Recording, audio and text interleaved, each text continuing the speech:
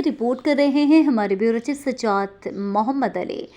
Deputy commissioner Gwadar Hamdurrehman Raja की हिदायत पर असिस्टेंट कमिश्नर पसनी मोहिब खान कचकी की सरबराही में प्राइस कंट्रोल कमेटी ने पसनी के मेन बाजार, जेटी एरिया और बंगला बाजार में दुकानों और होटलों का दौरा किया। इस दौरान टीम ने अशिया खुर्दनोश की कीमतों और मयार को जांचने के साथ साथ सफाई के इंतजामात का भी मुआयना किया। प्राइस कंट्रोल कमेटी ने मुख्तलिफ दुकानों में मयाद ख़त्म होने वाली अशिया को जब्त किया और होटलों की नाक़िस सफाई पर दुकानदारों और मालकान पर जुर्माने आयद किए।